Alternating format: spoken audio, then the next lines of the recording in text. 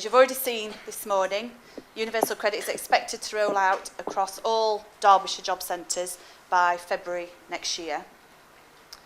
The rollout has so far only affected a small number of clients, and this is because of the gateway conditions imposed by the Department for Work and Pensions.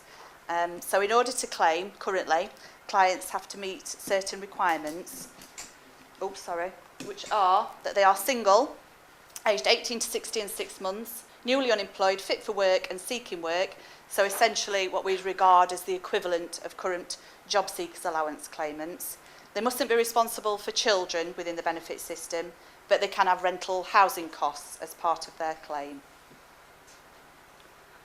Lois showed you the figures for some of the path areas. This is the actual Derbyshire figures. You probably can't actually read it, it's very small, but it does show that currently we've got 90 Universal Credit claimants, 50 in Chesterfield and 40 in Erewash. As you can see, very, very small numbers so far, so it's a good time really for us to be having this conference and these sorts of discussions.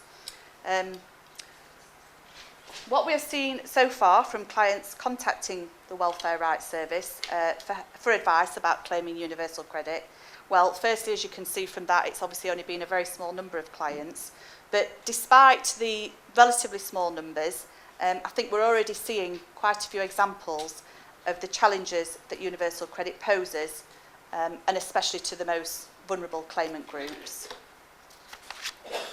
Claimants so far have spanned a wide age range, so from 20 to 54, and claimants have included people making a new claim after leaving prison, people claiming because their employment and support allowance has ended after being found fit for work, and in these particular cases the clients didn't want to challenge those decisions, and people claiming after part-time and temporary work has ended. None of the clients that we've spoken to have started the claim process with a month's wages in the bank, so it'll not come as a surprise to a lot of you that without exception the biggest problem facing these initial new claimants is the long wait for the first payment. So just to reiterate, I've got my slides in different order. These are figures about claimants who have made a claim with a housing cost element. So these are just the claimants that we've dealt with so far. So of those, 70% have made a claim including rental cost, 20% were sleeping rough or sofa serving, and the other 10% were living with family members.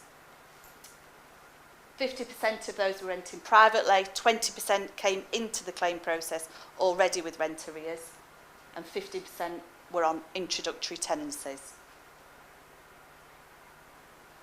So just to reiterate the point about what we're calling the waiting game, if you made a claim yesterday on the 1st of July, your assessment period would end on the 31st of July, so that's your first full month assessment period, and you couldn't expect to be paid before the 7th of August, which is 7 days after the end of your first assessment period. You can apply for something called a short-term benefit advance, and that's got to be done before day 21. So in this instance, for a claimant starting a claim on the 1st of July, the total waiting time for the first payment is 38 days. Not surprisingly, all the clients that we'd spoken to made maximum possible claims for assistance from Derbyshire Discretionary Fund, bearing in mind that within that, some of those clients had already previously applied to Derbyshire Discretionary Fund in the last 12 months because of some sort of previous financial difficulty or crisis. What are clients telling us? Well, clients are talking to us about food banks, obviously in this situation. All the clients that we spoke to said they had or intended to use food banks to try and get them through this first period of 5 weeks waiting. Several talked about borrowing money from family and friends, but within that raised the issue of the fact that that money has to be repaid, which brings you into hardship further down the line. Several said quite openly that they were going hungry or had gone hungry in the process. We advised all of them about short-term benefit advances. The difficulty with that is the short-term benefit advance is repayable, So it's kind of putting off the difficulty into the future. So out of future awards, they've got to repay the short-term benefit advance. Several mentioned the point that they were struggling to meet the requirements of their claimant commitments through this initial waiting period. So that would involve things like attending the job centre, going to training sessions, because they didn't have the money to do that. And a lot talked about the stress and anxiety that this had caused through the waiting period. One client, I think, used the word bewildered by the changes. So that just gives you a little bit of a feel for the types of things that these clients are going through. Some of the kind of difficulties that we've encountered with clients have been where a client has started a claim online and not been able to set up the housing cost element of the claim.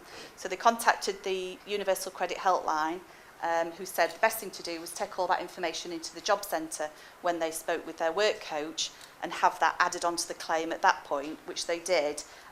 However, they contacted us subsequent to that, and when we checked, the housing cost element of the claim had still not been set up, but we were able to support them with making sure that that happened. One client talked about receiving their short-term benefit advance. However, at this point, they had gone into the process with rent arrears, so needed to use the full amount of the short-term benefit advance to pay their rent agreement and the agreement that they'd set up to clear their rent arrears, to avoid their landlord taking possession action against them. And again, we were able to signpost them on for further advice, ask them to go back to their work coach to ask to be referred for budgeting advice, and signposted them on for housing advice. We've had several clients who have experienced problems with claim delays due to not having a bank account in their own name. They've actually set up an initial claim. One client in particular set up an initial claim. Then when they asked for a short-term benefit advance, were told that the claim had been shut because they hadn't got a bank account in their own name, and were advised to reclaim. At that point, we were able to assist them with the reclaiming and also assist them with actually getting the claim backdated, because obviously the problem with a delay in a claim like that is it's not just the allowance towards your personal costs, it's also including your housing cost element. So a delay of a week, you know, you're short of money and you've lost a week's rent payment potentially. This client had a claim paid with the housing cost element eventually, but they came to talk to us because they were on an introductory tenancy, and through the initial 5-week waiting period they'd already incurred rent arrears and were also behind on their utilities. So we're very, very anxious about the effect that that might have on their tenancy agreement, and again we signposted for additional help. And finally, a client who had started part-time work. So this is an example really of what Tina referred to earlier. So a client that had initially met the gateway conditions for claiming, they'd started working part-time, so had made that transition into in-work universal credit. The difficulty that they were experiencing was that they'd been asked to contact the DWP on a weekly basis to report their earnings. So even though they were working for quite a substantial employer, it didn't appear that that real-time wage information was being transferred through to the DWP. So that's just some examples really of the types of cases that we've dealt with so far, which hopefully illustrate some of the potential problems that we're likely to have to handle. The types of things that we're doing as Welfare Rights, we've updated our website, so there's lots more information on the websites for people, lots of fact sheets and things like that that people can access. We've produced some very specific advice and information leaflets which anybody doing the workshop in a little while will get copies of, so hopefully they'll prove quite helpful.